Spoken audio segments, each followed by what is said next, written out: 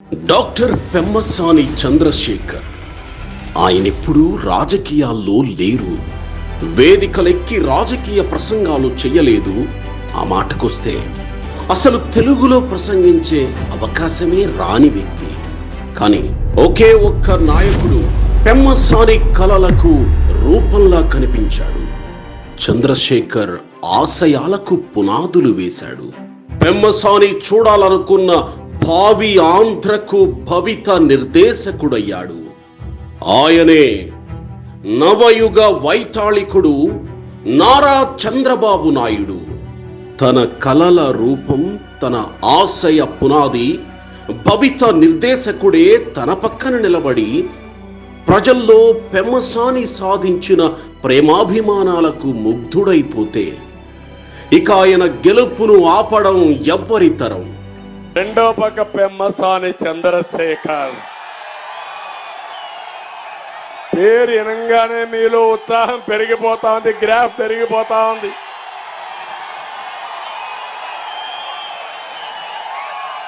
ఒకటే ఆలోచించాడు, పట్టు వదలని విక్రమార్కుడు మారిగా నేను ఇక్కడ ఎంపీ అయ్యి నేనన్నాను, చంద్రశేఖర్ గారు నీకెందుకు ఈ కష్టాలు, ప్రజల్లోకి వెళ్ళాలి, రాజ్యసభ పోకూడదంటే రాజ్యసభ నాకొద్దు సార్, పదవి కాదు నాకు కావాల్సింది, నేరుగా ప్రజలకు సేవ చేసే అవకాశం నాకు కావాలి, ప్రజల్లోకి వెళ్తాను, ప్రజల్లో కలిసిపోతాను, నేను ఒక విజన్ తయారు చేసుకుంటాను, మీరు సహకరించండి, గుంటూరుని దేశంలోని నెంబర్ 1 కాన్స్టిట్యున్సీగా తయారు చేస్తారని, రాజధాని అమరావతి, ఆ రాజధాని ఎంపీ చంద్రశేఖర్, అదే వైఎస్ఆర్ కాంగ్రెస్ లో ఎంపీ ఎవరు తెలుసా, రోడ్లో మట్టి దొంగిలించే దొంగ, ఆయనకి కూడా ఒక సీనియర్ పోలీస్ ఆఫీసర్ని పెట్టా, దొంగలను పట్టుకోవడానికి అక్కడ సీనియర్ పోలీస్ ఆఫీసరు, ఇక్కడ అమరావతిని అభివృద్ధి చేయడానికి పెమ్మసాని చంద్రశేఖర్. ఏం తమ్ముళ్ళు గెలిపించడానికి సిద్ధమా మీరు అడుగుతున్నా? మామూలు గెలుపు కాదు, మాతృభూమి, జన్మభూమి, మీ భవిష్యత్తు, పిల్లల భవిష్యత్తు. సిద్ధమా?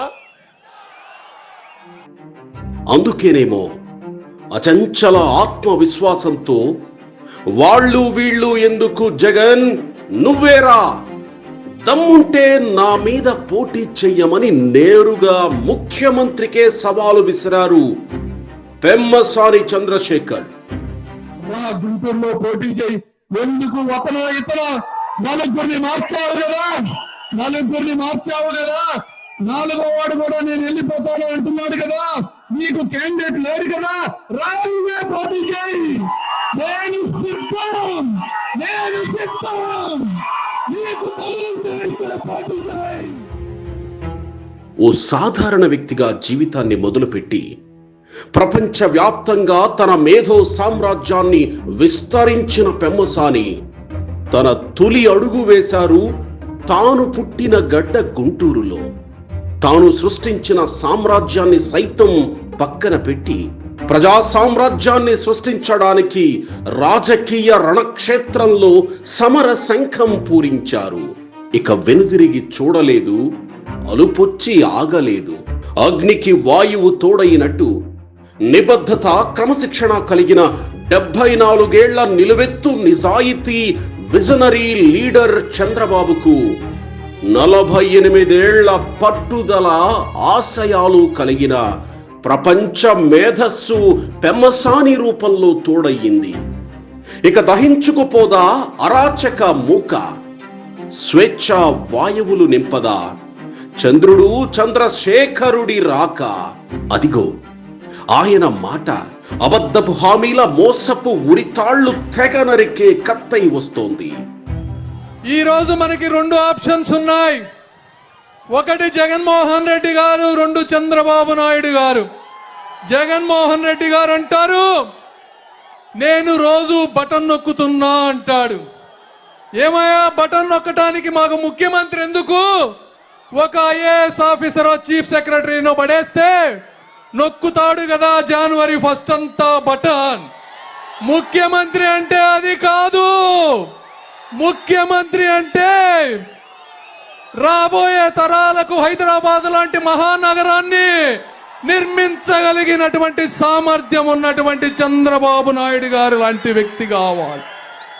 రైతులకి ఎన్నిసార్లు నీళ్లు కావాలో, ఎంత నీళ్లు కావాలో అని తెలుసుకొని నిల్వ చేసేటువంటి వ్యక్తి ముఖ్యమంత్రిగా కావాలి తప్పించి ఏమాత్రం అనుభవం లేని బూతులు తిట్టే మంత్రులకు నీటిపారుదల శాఖ మంత్రులు ఇచ్చేవాళ్ళు కాదు ముఖ్యమంత్రి.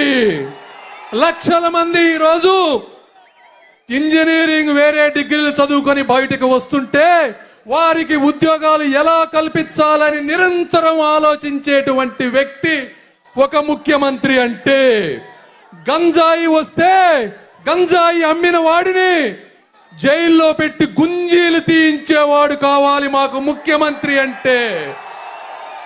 రోడ్లు గుంతలు పడతా ఉంటే కనీసం పూడ్చలేని ఒక అసమర్థ ముఖ్యమంత్రి కాదు మాకు ఈరోజు కావాల్సింది. అదిగదిగో ఆయన మాట ప్రజా కంటక పాలకులకు సింహ స్వప్నమై, ప్రజా విప్లవ విస్ఫోటనమై విస్తరిస్తోంది. నిరుపేదల ఆకలి తీర్చే విస్తరి వేస్తోంది. ఇది జనమా లేదా ప్రజా విప్లవ విస్ఫోటనమా?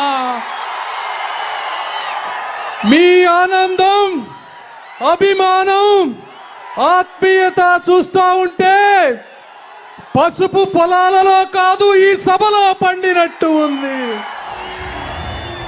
ప్రజల బాధలు తెలిసిన నాయకుడికి రాజకీయమే తెలియాల్సిన అవసరం లేదు. ప్రజల అవసరాలు గుర్తించిన నిస్వార్థ సేవకుడికి కుయుక్తులు చేయాల్సిన అవసరం లేదు. భవిష్యత్తును కలగనే స్వాప్నికుడికి ప్రణాళిక ఉంటే చాలు. ఆకాశమంత అవకాశమిచ్చి అక్కున చేర్చుకున్న ఈ గుంటూరు ప్రజల మద్దతు చాలంటున్న పెమ్మసాని చంద్రశేఖరుడు సామాజిక వైద్యుడు, ప్రజల హృదయాల్లో నిజమైన విశ్వనరుడు.